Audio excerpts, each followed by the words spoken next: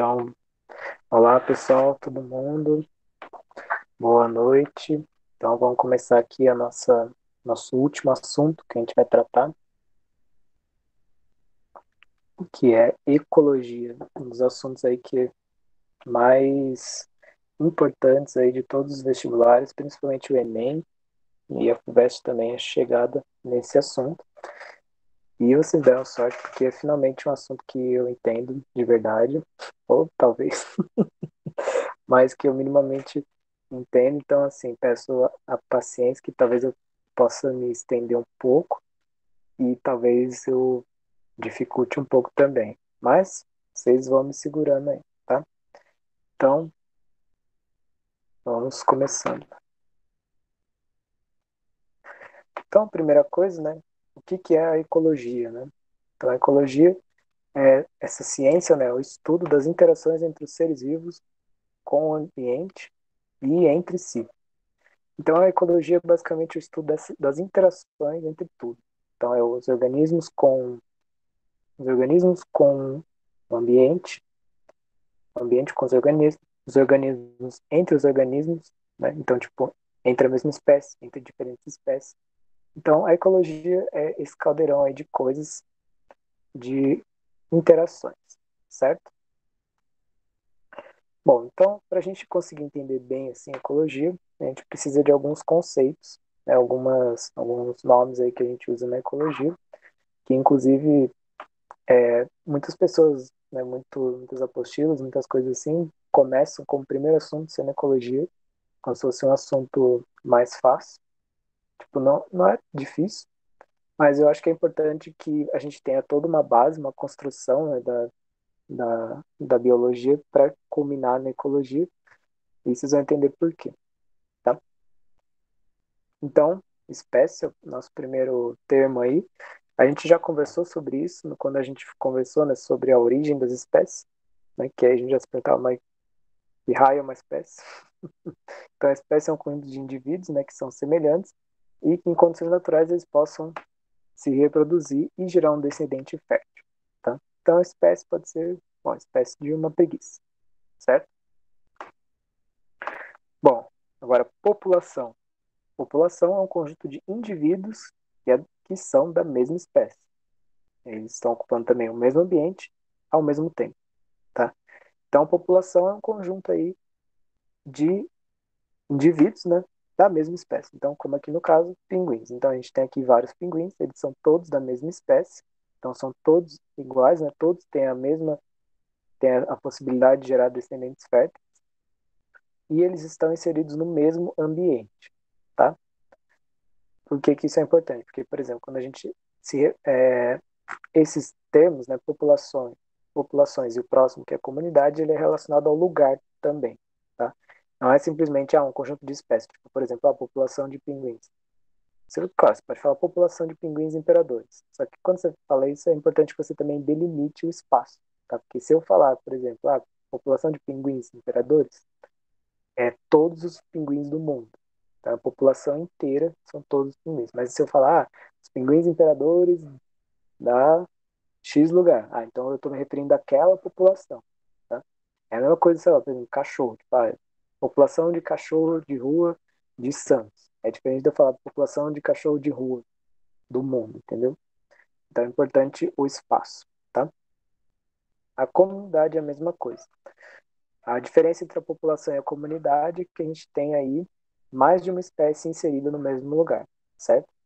Então, a gente tem aqui, por exemplo, no Pantanal, que, né, não preciso nem dizer o que aconteceu. A gente tem aqui uma população de tuiuius, né? Então, tem aqui vários indivíduos da mesma espécie. Aí tem aqui as garças, que é outra espécie. Aí tem o cervo aqui também, que é outra espécie. E aí tem aqui outras aves. Na verdade, isso aqui também é um tuiuiu, só que mais jovem.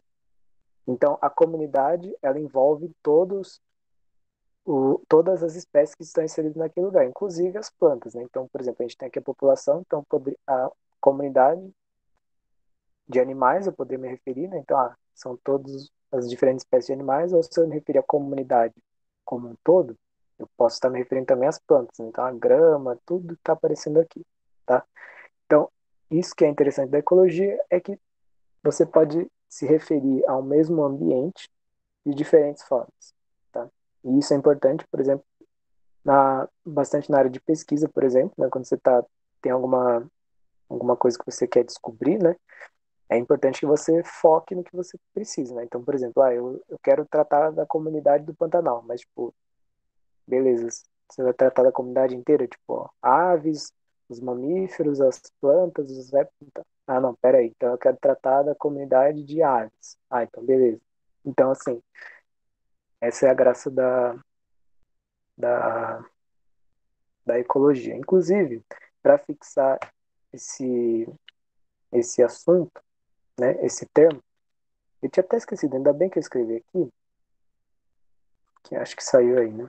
Eu vou compartilhar minha tela inteira, que é mais fácil.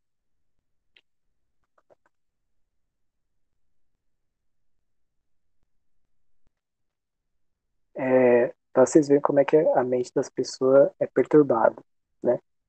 Tem aí duas amigas que elas são bailarinas e elas participaram de um projeto do Sesc, não sei se vocês viram, se eu não me engano chama, tá aqui, ó, 21 ações para mulheres e plantas. E aí elas fizeram parte desse projeto e o nome do projeto era Comunidade.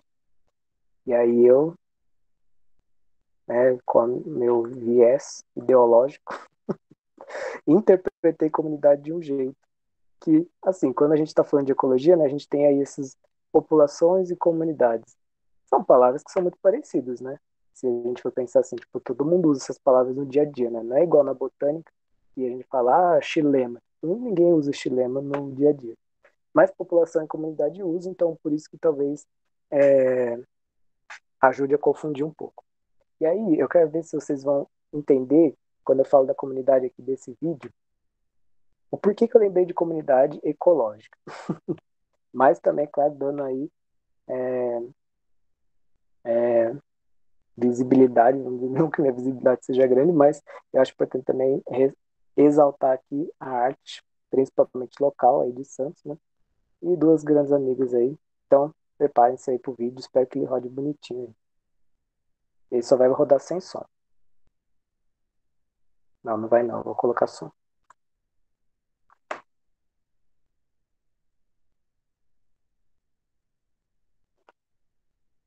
Ah, mas acho que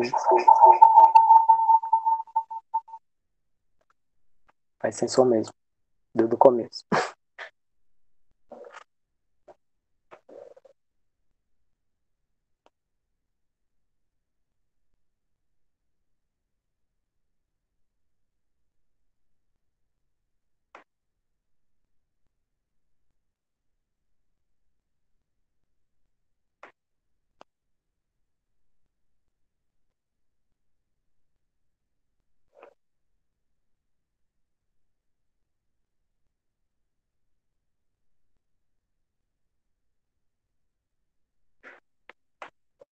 Eu falei que a gente ia falar mais de botânica, mas a gente está falando de botânica novamente.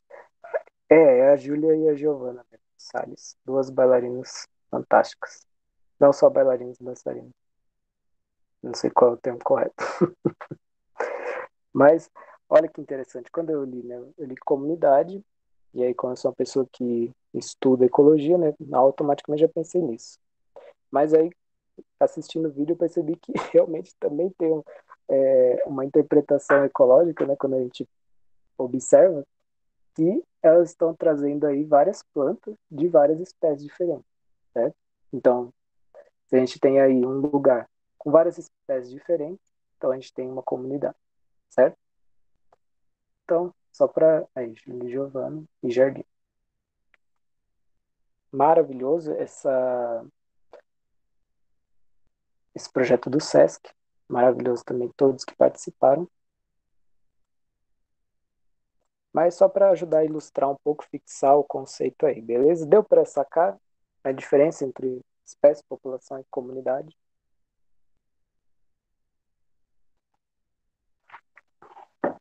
Porque ainda vem mais.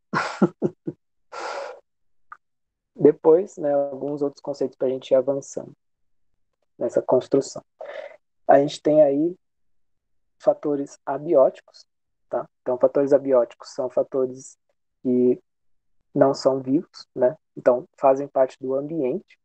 Então, a gente tem um ambiente, e esse ambiente ele tem várias coisas que pertencem a ele, mas que não estão vivos, né? Então, nesse caso, são os fatores abióticos, tá? Então, vocês conseguiriam pensar em algum fator abiótico, assim, de pronto? Talvez acho que não seja uma coisa muito, um termo muito comum também, né? Mas, por exemplo, fatores abióticos a gente pode falar da temperatura, da pressão atmosférica, umidade do ar, intensidade da luz, chuva. Então, tudo que não pertence à vida é abiótico, tá? Tudo que não depende da vida, certo? Então, concentrações de determinados gases e tal. Então, tudo isso são fatores abióticos. Agora, fatores bióticos são todos fatores da comunidade, né? Na verdade, o fator biótico é a comunidade, tá?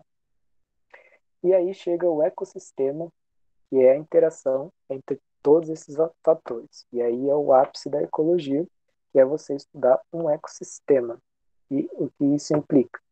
Que você vai ter que estar relacionando fatores que são abióticos com fatores que são bióticos, né? Então, como que, por exemplo, a luz do sol interfere numa determinada comunidade? Como essa comunidade reage a esse sol? E aí, essa comunidade, como eles interagem entre si, tá? Então, só para a gente ter uma dimensão assim desses conceitos, mas que acho que ao longo do tempo a gente vai se apropriando e vai entendendo o que eles funcionam, né? E uma coisa interessante quando a gente trata de ecossistemas, né, que isso aí vai ser lá no fim, a gente vai falar, é da gente tentar imaginar, primeiro, quais fatores abióticos estão inseridos naquele ambiente e quais são os mais importantes, vamos dizer assim. Então, que nem, por exemplo, se eu estou aqui, tem uma foto aqui, né, de um recife de coral, que é um ecossistema. Vocês olhando assim para essa foto, dá para a gente ver que tem uma comunidade aqui, certo? Então tem aqui vários peixes, né? Se não me engano, soldadinhos, que são esses listrados, e tem esses laranjas, tem os pretos. Então a gente tem uma comunidade de peixes aqui. Mas também a gente tem os corais. E também tem aqui inseridos zooplâncton, fitoplâncton. Então, no fundo, essa comunidade aqui tem várias espécies, certo? Vocês conseguiriam pensar que tipos de fatores abióticos podem influenciar nesse ambiente? Assim, com o que vocês vêm estudando, principalmente na parte do guia lá, né, que ele fala sobre os animais, né, as classificações dos animais, suas características e tal. Eu não sei se ele já falou de quinidades para vocês, mas por isso que eu acho importante, quando a gente trata de ecologia, que a gente tenha tido uma boa base lá de outras coisas, né, que a gente consegue ir pensando melhor. É porque depois a gente vai afinar essas coisas assim, né? Mas claro que não esperaria que vocês já saíssem falando vários fatores, até porque isso é meio que quase uma atividade da faculdade, né? Aulas que eu fiz que professores ficam perguntando isso, então sempre tem que estar pensando sobre essas coisas. Mas eu acho interessante vocês tentarem fazer esse exercício de olhar para o ambiente e pensar, bom, mas que fatores influenciam esse ambiente, né? Então, que nem no caso aqui, se a gente pensar que os corais, eles dependem da fotossíntese, né, das algas que têm simbiose com eles, então, acho que a transparência da água é um bom fator. Temperatura da água é um bom fator. pH, salinidade. Então, milhares de fatores aí, tá? E aí, para fechar, a gente tem os biomas. A gente tem os biomas, né? Que são, assim, principalmente relacionados à vegetação, basicamente, né? Então, a gente tem vários biomas no mundo que eles são próximos um dos outros, né? Então, por exemplo, a gente tem o Cerrado aqui na América do Sul, mas a gente tem também a savana lá na África, né? No continente africano. E aí, o bioma savana, né, que na verdade eu nem me lembro o nome correto, mas ele é um bioma, né? Então, assim, ele é muito parecido entre vários ambientes. Tem a Amazônia e a Mata Atlântica, que são ambientes muito parecidos, tá? Mas eu quero falar aqui é da biosfera, que a biosfera é considerada, assim, a junção de todos os ecossistemas do mundo, tá? A biosfera é como se fosse um grande ecossistema. Inclusive, isso até gera, assim, uma certa discussão, no sentido de que a Terra, ela se torna tão complexa quando a gente começa a juntar tudo que a gente conhece sobre ela, e chegam a pensar até que o planeta Terra pode ser considerado um organismo vivo, né? É como se todos os componentes da biosfera, né, fossem parte dos órgãos da Terra, vamos dizer assim, né? Como a gente tem nosso estômago, nosso não sei o quê, a Terra como organismo vivo também tem toda uma composição, vamos dizer assim, tá? Então aqui, para ficar mais claro, o que se trata praticamente a ecologia? Uma das coisas fundamentais são os níveis de organização, tá? Então, os níveis de organização são essas junções, assim, eu pego uma coisa junto e vão formando outras, né? Então, a gente começa desde lá do átomo, né? Lá na química a gente fala do átomo, e aí a junção de vários átomos forma uma molécula, certo? Aí a junção dessas moléculas pode formar uma organela. Aí a junção de várias organelas vira uma célula. Aí a junção de várias células pode virar um tecido, que lembra quando a gente falou em histologia, né? Tecido é um conjunto de células que tem a mesma função, né? E esse tecido pode formar um órgão, ele também tem uma função específica. O órgão pode formar um sistema, e aí esse sistema formar um organismo, né? O organismo que é o indivíduo, é a espécie, né? Ele é aquele bicho lá, aquele animal, tipo, ele é único, é aquele organismo. E aí chega a parte da ecologia, que basicamente é daqui para cá, né? Então a gente começa a estudar a população, então se a gente está tratando do lobo-guará, não da nota de 200, a gente tem aqui que a população de lobos-guarás, né, o conjunto de lobo-guará é a população. E aí quando essa população está inserida com outras espécies, né, o rato, a cobra, o coelho, as árvores, então a gente está tratando da comunidade. Mas quando a gente está falando de ecossistema, então quer dizer, a gente tem todos esses diferentes espécies, então a gente tem todas essas populações, só que elas estão inseridas no ambiente, né? Interagindo com esse ambiente. É basicamente isso. O ecossistema é a interação entre a comunidade com o ambiente, né? Então, como essa comunidade age perante o ambiente, como o ambiente age perante esse ecossistema, certo? E aí a junção de todos esses ecossistemas é a biosfera, beleza? Bom, aqui uns resuminhos para ajudar, dá para enxergar aí, né? Então a gente tem aqui ecossistema. Então, dentro do ecossistema a gente tem fatores abióticos e fatores bióticos. Então, um dos estudos aí é a interação entre esses dois fatores. E dentro dos fatores bióticos a gente tem a interação interespecífica, que é dentro da espécie, né? Então, é um indivíduo competindo com o outro. Então, por exemplo, um lobo-guará competindo por alimento com outro lobo-guará, e as interações intraespecíficas, né? Então, aí, por exemplo, um lobo-guará competindo com uma cobra, né? Então, só para introduzir, a gente vai se aprofundar em tudo isso. Mas é importante que vocês já vão criando esta consciência aí. Agora, outro tipo de classificação também, né, em relação aos biomas, então, em relação à biosfera, né, então a gente tem os biomas, estão inseridos na biosfera, né, que é um conjunto de ecossistemas, tal, denominado principalmente pela vegetação. E aí a gente tem aqui esses outras classificações aqui, que são os biociclos, que basicamente é dividido entre o biociclo terrestre, o marinho e o dulciclo, né? Então, assim, separando todos, vamos dizer assim, os ecossistemas do mundo, a gente tem aí principalmente esses três grupos, né? Que é o terrestre, que é chamado de epinociclo, marinho, que é o talassociclo, e o dulciclo, que é liminociclo. E aí dentro do terrestre também existe classificações, né? Que aí é floresta, campo e deserto, basicamente, tá? Ó, francamente, eu nunca vi isso aqui na minha vida. Eu vi para aula. Mas, se estava lá na apostila, acho que talvez seja interessante falar. Mas é importante que vocês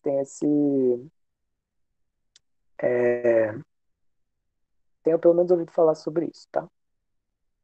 Bom, agora alguns teminhas aí sobre ecossistema, né? Umas coisas importantes nos ecossistemas, que assim, ao longo né, até o fim do CPV, a gente vai conversar aí sobre vários temas da ecologia, né?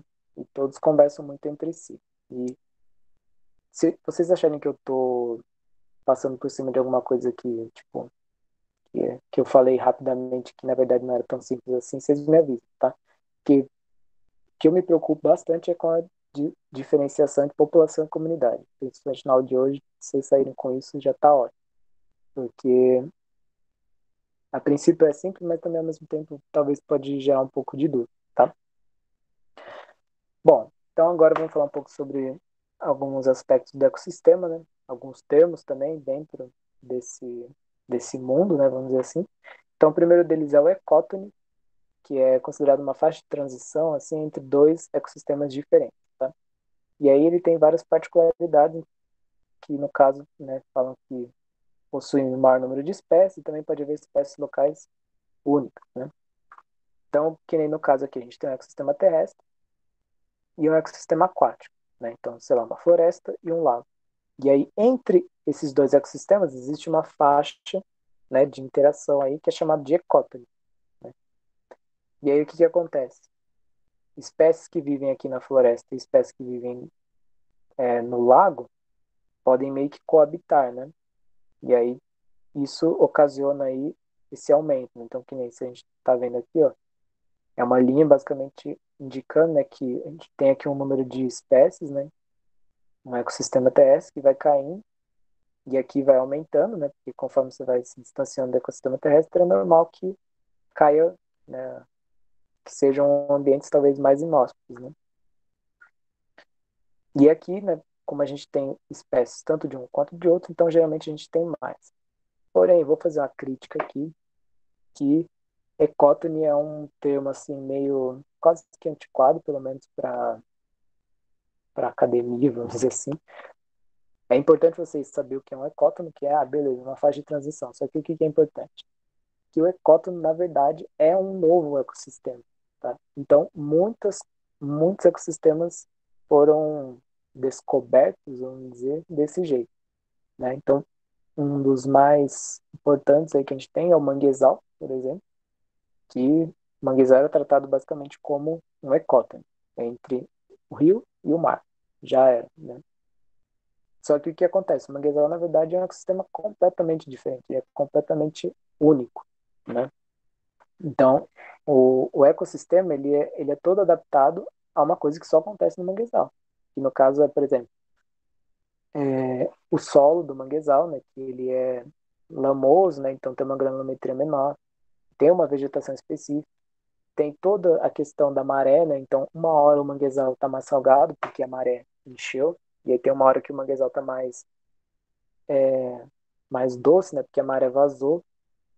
Então, o ecótono, na verdade, é um novo ecossistema que a gente não compreende, basicamente. Então, inclusive, se a gente falar, né, de ecossistema terrestre e aquático, a gente pode chamar esse ecótono, na verdade, de um pântano, por exemplo, que é um ecossistema também totalmente diferente, tá? E esse negócio da, do ecótono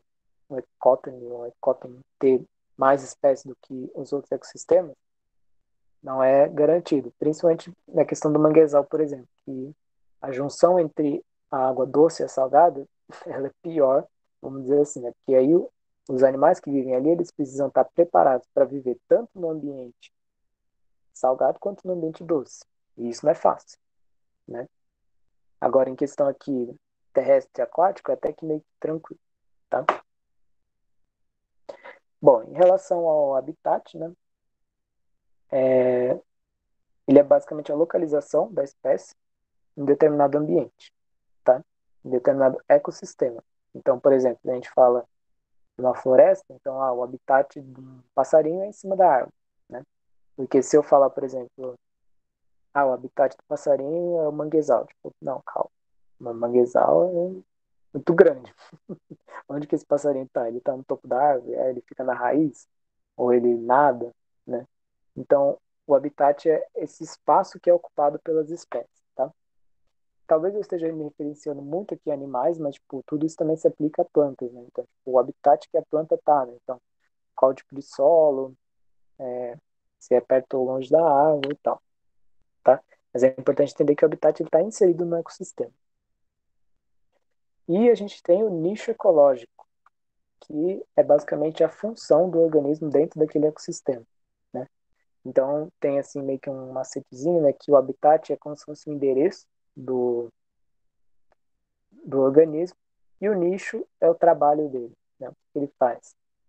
Então, o nicho é basicamente isso. Então, é um conjunto de hábitos, né, de uma determinada espécie. Então, como ela se alimenta, como, como ela se alimenta, como ela se reproduz, como ela interage com outras espécies.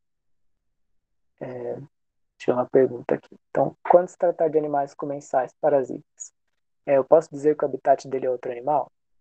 Sim, eu acho que sim. Por, inclusive, um texto que eu passei para vocês, quando a gente estava falando de evolução, né, que comentava que a evolução, o nosso planeta, né, ele é tão diverso por conta da evolução, porque existem milhares de habitats dentro dele, né? E é inclusive um dos exemplos que o cara usa nesse texto é falando que existe tipo espécies que o único lugar que você encontra essa espécie é dentro da guelra, né? Dentro do da guelra lá de uma espécie de um peixe específico. Então, aquele bicho só existe dentro daquele outro animal. E olha o nível que o cara chegou, né? E aí, inclusive, isso é interessante a gente comentar em questão do nicho, né? Porque o nicho ele é basicamente, né, essa função do organismo, né? Então, no caso desse exemplo que eu dei, né, de um crustáceo que vive, tipo, na... Ai, aqui eu esqueci a palavra, eu não queria falar guelra, é outra coisa. Bom, dentro lá do negócio do peixe, o nicho ecológico dele é pequeno, se a gente for ver, né? Que ele é extremamente especializado, extremamente específico para estar naquele ambiente, para estar inserido no peixe. Então, o que, que isso quer dizer? Se o nicho dele é estreito, né? Então, se o trabalho dele é restrito, pá, ele só se alimenta daquele jeito, se aquele peixe que ele depende se extingue, ele se rodou junto, né? Então, isso é uma coisa interessante quando a gente trata da evolução junto com a ecologia, né? Porque o que acontece? Se a gente tem uma espécie que ela é chamada, né, de generalista, na verdade a gente vai falar disso depois, é quando é uma espécie que ela tem um nicho ecológico enorme. Então, tipo, ela pode se alimentar de qualquer coisa, pode viver em qualquer ambiente. Então, se ela perde uma fonte de alimento, ela tem outras, né? Só que existem outras espécies que têm um nicho curto, né, um nicho estreito. E aí o que acontece? Qualquer impacto, ela roda junto. Então, isso é importante para a ecologia, né? Bom, agora um conceitozinho aqui sobre sobreposição de nicho, que vai um pouco de encontro a isso que eu estou falando, né? Que é quando duas espécies elas têm um hábito igual ou parecido. E o que, que acontece? Elas vão ter que competir entre si, certo? E aí também, mais uma vez, pode entrar aí a ação da seleção natural. Se as duas espécies têm um nicho exatamente igual, né, então elas têm exatamente a mesma função, alguém vai ter que se dar bem nesse negócio, né? Então, ó, eu vou fazer um desenho que eu não sei se vai ajudar. Mas pensa que o nicho é como se fosse um gráfico. Então vamos pensar que a gente tem aqui uma espécie, que o nicho dela é esse, né? Então, vamos supor que toda essa aqui é a alimentação dela, tá? E aí outra espécie aqui. Bom, então quer dizer que nesse espaçozinho aqui, elas vão competir pelo mesmo alimento, certo? Só que o que acontece? No caso, nesse exemplo, elas vão competir aqui, só que essa espécie aqui, nem sei se vai dar para enxergar. Vamos chamar de espécie A e espécie B.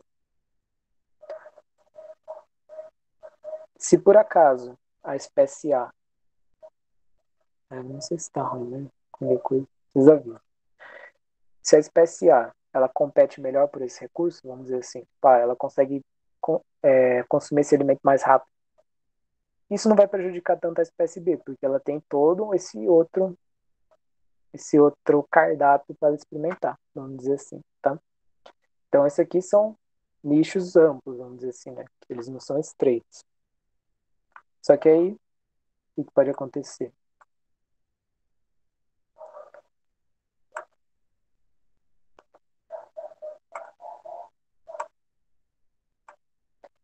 Então, pode acontecer da espécie A tá aqui e a espécie B tá aqui. Então, ó, Agora dificultou um pouco. Então, se uma espécie compete melhor que a outra, então se uma espécie ocupa um nicho maior que a outra, então o que, que vai acontecer? Se, por exemplo, é que se eu usar roxo, acho que vai ficar pior. Se, por exemplo, a espécie A, ela, ela que compete melhor por esse recurso, ela vai ficar com tudo isso aqui, né? E a espécie B vai ficar com esse michuruca aqui. Então, o que vai acontecer? A espécie A ela compete melhor, né? Então, ela tem uma vantagem no ambiente sobre essa outra espécie. Então, pode acontecer que essa espécie pode vir à extinção, tá? E aí, se, por exemplo, tem essas duas espécies competindo, tá? Beleza, até que tá dando. Só que aí o que acontece? E se esse alimento que está disponível aqui, de uma hora para outra, ele não está mais disponível? Por exemplo, era uma fruta que, de um dia para o outro, fez muito calor, morreram todas. Ela também roda junto, entendeu? Eu não sei se está ficando complicado, mas outra coisa que eu queria comentar também, já que eu estou falando sobre isso, é quando a gente trata de uma espécie, existe o nicho ecológico, né? Só que existe o nicho ideal e o nicho realizado. O que que é isso? O nicho ideal e o nicho realizado. Isso aqui é meio extra, tá? O nicho ideal é tudo o que a espécie pode se alimentar, tá? Ou no caso, é porque assim, gente, o conceito de nicho ele é maior do que só o serviço do bicho, tá? O nicho, na verdade, ele comporta tudo o que a espécie representa, né? Qual é o espaço que ela ocupa, qual a temperatura que ela aguenta, qual comida ela come, com quem ela compete. Então, tipo, é uma coisa com inúmeras variáveis, tá? Mas vamos tratar aqui só de alimento, por exemplo. Então, o nicho ideal é tipo, olha, eu como tudo, posso comer qualquer coisa. Só que o nicho realizado é o que ele efetivamente come. Por quê? É justamente por conta dessa competição ou disponibilidade, né? Porque, por exemplo, às vezes, esse alimento que, que esse outro animal come, eu poderia comer, só que ele come de um jeito mais rápido, vamos dizer assim, né? Então, deixa eu pensar num exemplo. É, não sei se vocês já viram aquelas iguanas de Galápagos lá, nesses tempos aí viralizou um vídeo desses bichos aí que parece um dragão. Vamos supor que ela coma peixe. Tipo, ó, ele pode comer peixe à vontade. Só que aí tem uma gaivota que, né, tem uma população de gaivotas lá que mergulha mais rápido e come o peixe antes que ele. Tipo, a iguana, se ela encontrar o peixe, ela consegue comer. Só que como tem outro animal que está usando esse recurso antes de mim, ele pode comer outro, entendeu? Ah, então eu vou comer, sei lá, água-viva, sabe? Então, essa é a diferença do nicho realizado e do nicho ideal, tá? Então, o nicho ideal, eu posso comer qualquer coisa. Só que o que tá dando pra comer é isso aqui, tá? Aí, né, na verdade, eu falei tudo isso, eu nem tava na aula isso, mas o que eu queria comentar mesmo, agora para finalizar, esses gráficos doidos, é que às vezes, na alimentação, a gente tem dois animais que ocupam o mesmo nicho, exatamente o mesmo nicho, A e B. Só que as duas espécies sobrevivem. Alguém saberia dizer por quê? Então, olha, se elas estão se alimentando da mesma coisa, como que pode as duas sobreviver e bem? Porque tem bastante? Pode ter bastante alimento, mas pensa, é que, bom, a gente vai falar um pouco disso depois, mas se assim, se tem bastante alimento, é, uma ou outra vai crescer mais do que a outra, né? Ou as duas vão crescer igualzinho. Que E isso, na se verdade, é uma uma. se alimentar da outra também, ou não tem nada a ver? Não, elas se alimentam da mesma coisa, exatamente da mesma coisa. Ah, tá. Tipo, vamos dizer assim que o nicho ideal das duas é o mesmo.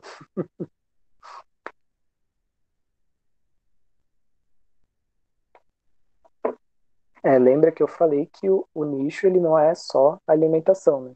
Então isso quer dizer que, no caso, eles podem ter a mesma alimentação, mas eles podem ter hábitos diferentes. E é o caso, por exemplo, dos morcegos e dos beija-flores, né? Então meio que os dois se alimentam de néctar de flores, né? Só que o que que acontece? Um se alimenta à noite, o outro se alimenta de dia. Então isso pode ser uma diferença, né?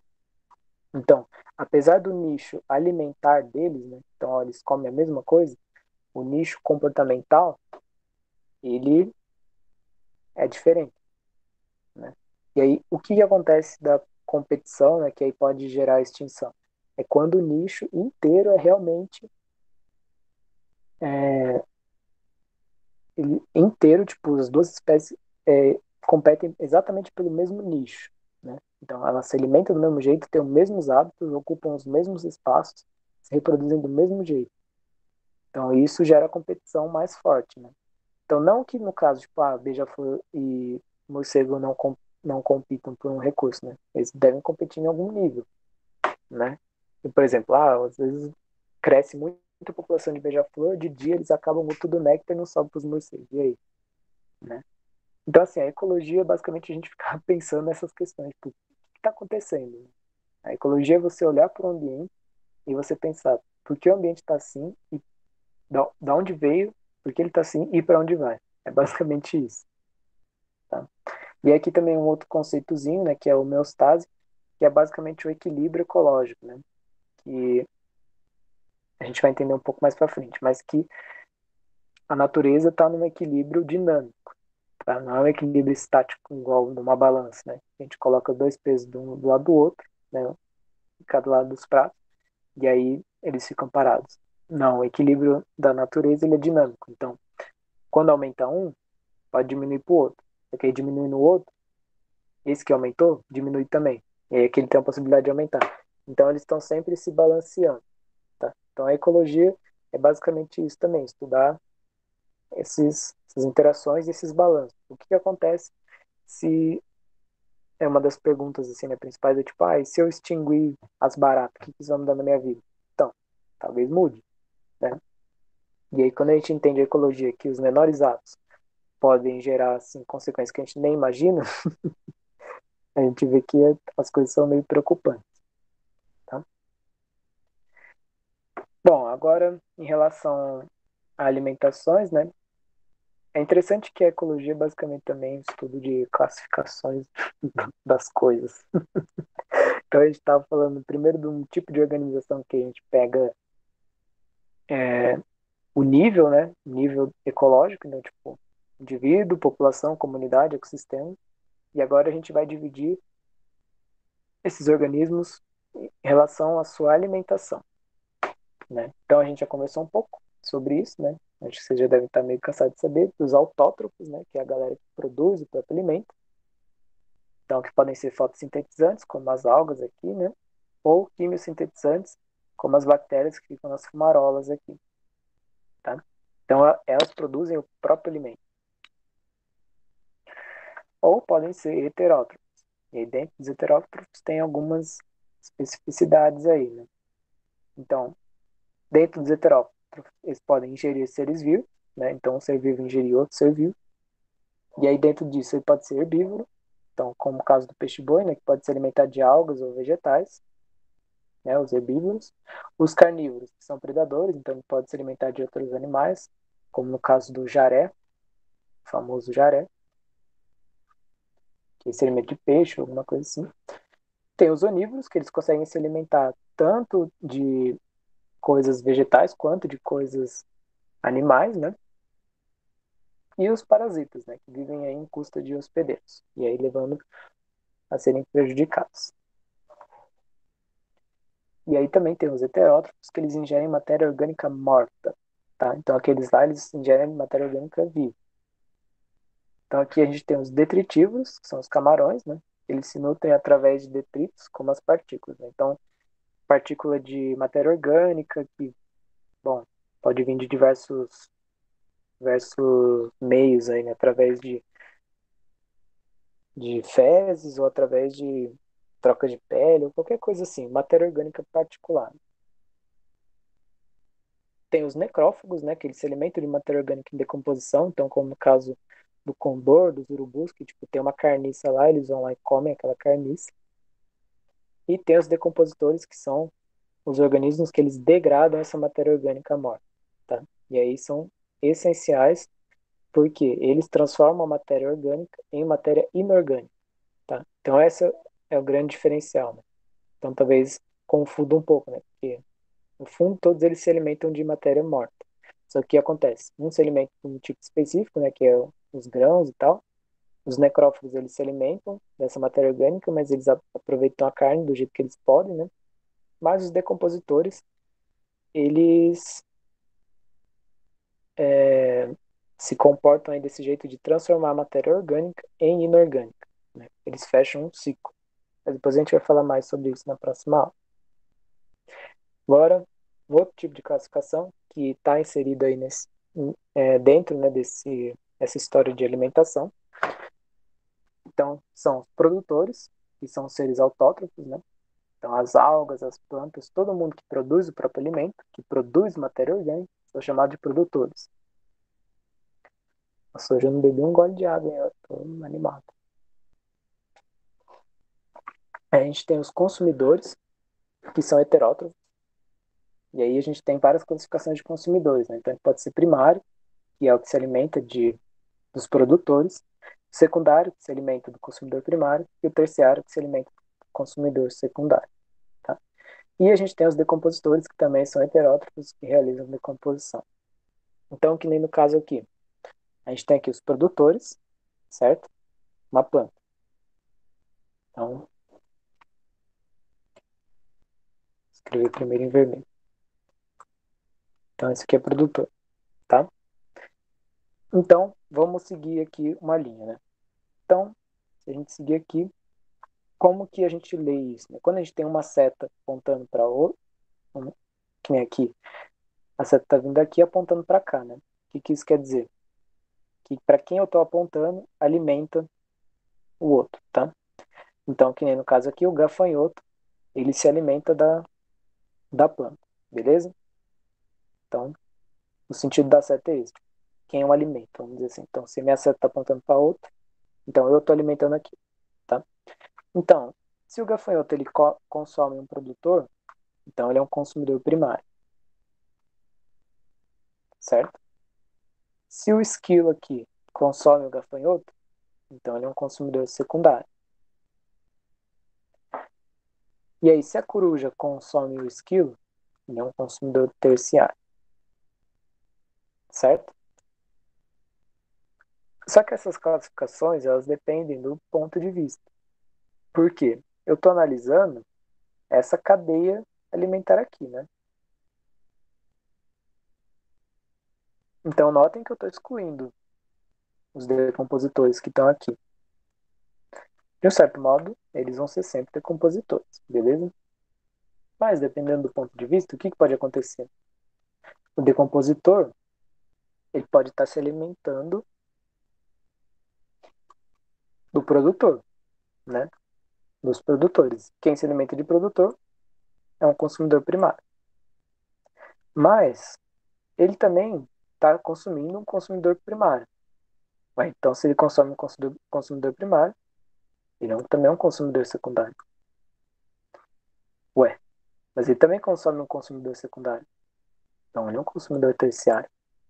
Mas, caralho, ele também consome um consumidor terciário. Então, ele é um quaternário. E assim vai, entendeu?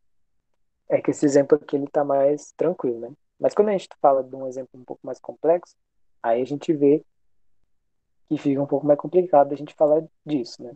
Então, dependendo do ponto de vista que a gente está seguindo, o mesmo organismo, né, a mesma espécie pode ter várias funções. O produtor vai ser sempre produtor, o decompositor vai ser sempre consumidor, decompositor. Mas o que muda são os consumidores, né? Quem vai ser primário, quem vai ser secundário, quem vai ser terciário e tal. Beleza? Então aqui só para vocês terem uma ideia, né, de uma teia trófica ou de uma teia alimentar, que é quando a gente tem aí essa confusão de setas todas indicando quem come quem não come quem, tá? Então, sugiro aí como exercício vocês tentarem ver isso aqui. É que aqui ele já deixa meio, ele ajuda um pouco, né? Então, fotossintetizantes, que são os produtores, os herbívoros, que são os consumidores primários, os carnívoros, aí são secundários para cima, né? Predadores de topo, são aqueles que não, ninguém consome eles, exceto os decompositores. E aí a gente tem aqui os decompositores também, inseridos, tá? Ficou claro esse conceito?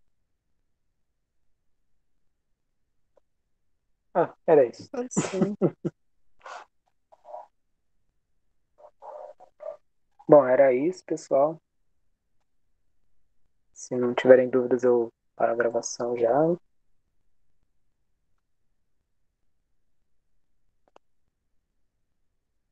Vocês estão vendo minha tela, né? Bom, eu vou encerrar a gravação para não ficar comprido lá para quem estiver assistindo depois. Mas quem está aqui agora, vamos tirar umas dúvidas aí. Então, tchau, pessoal, até breve. Um grande abraço e uma boa semana.